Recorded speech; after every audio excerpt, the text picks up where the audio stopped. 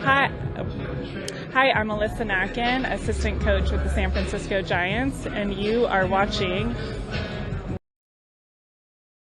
What are we watching? Area Sports Wrap. Okay, let's try that again.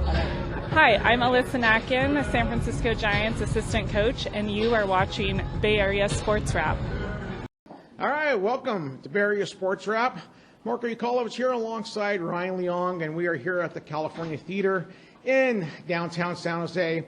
And we just witnessed a great event here that happens on an annual basis. It's the Dwight Clark Legacy Series, and tonight's featured panel was a panel of all quarterbacks. It was Brock Purdy, Alex Smith, Steve Young, and Jeff Garcia, who, Ryan, I thought that this guy was the star of the show. He definitely was the comedic value, and he was awesome out there, I thought, especially with the stories he was describing himself, especially as a rookie, the undrafted rookie out of San Jose State. So your take on tonight's events here at this Dwight Clark Legacy Series? Thanks, Marco. Yeah, no, it was great. I thought it was really well done. I learned that all four gentlemen are very good speakers. You wouldn't have thought that, especially with a guy like Alex Smith, who, as I recall, covering his entire Niners career, very quiet, mild-mannered, spoken, first-round, #1 pick out of Utah. But, of course, he was able to turn around and become a really good quarterback towards the end of his Niners tenure. And then, of course, played the last few years of his career with the Kansas City Chiefs, mentoring a now famous Patrick Mahomes. Watching Steve Young, of course, Steve has always been a great speaker. He's always been one of the cornerstones of the Niners franchise, and watching him on the dais, of course, with Jeff Garcia, as you mentioned, that guy stole the show for sure. I mean, his sense of humor and his comedic timing was fantastic. And I think that Brock Purdy's in really good hands, and he showed himself why he, is the quarterback that he is, leading the Niners, the current state of the Niners franchise, into what hopefully will be, their sixth Super Bowl win, which they're still looking for because they just fell short against Kansas City in February in Las Vegas. So overall, I thought it was a great night, and I'm glad we were able to be a part of it. Yeah, this is an event that raises money for all the former 49ers who are down on their luck and can't afford maybe the medical bills or even living expenses. So this is a great charitable event that they put on every year, and this year's winner of the Dwight Clark Award happened to be linebacker Dre Greenlaw, who, again, we saw what happened to him in the Super Bowl, tearing the Achilles. And the good news, Niner fans, if you haven't gotten an update about him, he is well walking. He mentioned how he took off his boot last week. So now, it was a ginger walk, but still, think about this injury, okay? Achilles just was what, 2.5 months ago, 3 months ago? Yeah.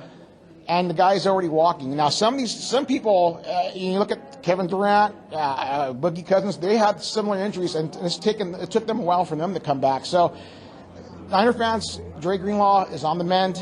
Whether he gets back on the field this year, this guy's such a warrior, and I've had a pleasure covering him.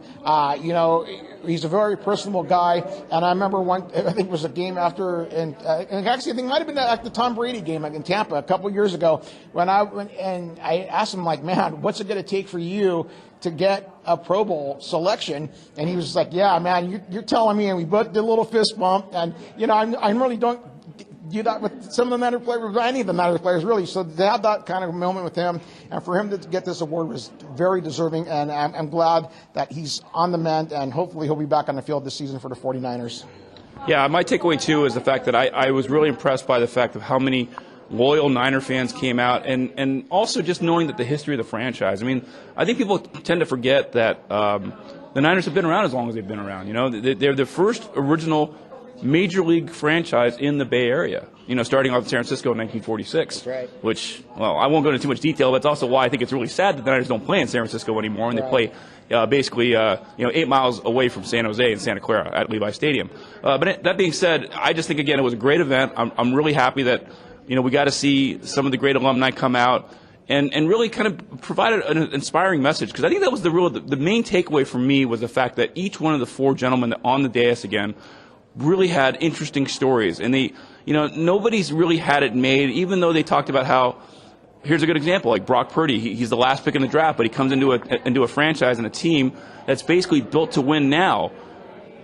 conversely, look at Alex Smith. He was the number one pick for a team that had nothing to build upon, and it basically took him 5 years of his career before he could even kind of get any footing, and actually more like 6 years, because the Niners didn't get good until like 2011, I believe, under Jim Harbaugh. So that really changed the franchise, of the face of the franchise for the 49ers. Jeff Garcia had some very good years for the Niners, and of course Steve Young, that goes without saying how well he played. And one of his takeaways I thought was fun was talking about his story of playing in Super Bowl 29, throwing 6 touchdown passes to beat the San Diego Chargers. So that was again, a great highlight, I think, for anybody who likes football, and certainly if you're a 49er fan, this was a memorable evening here at the California Theater. Yeah, definitely. The story he mentions about the Super Bowl 29 is that, Mike Shanahan, who's the father of current 49ers head coach Kyle Shanahan, was offensive coordinator on that 94 Niners team, and Mike Shanahan told Steve Young before the game, he said, "You're going to throw 8 touchdowns in this game." And Steve Young's like, "No way, you're crazy. There's no way that's going to happen."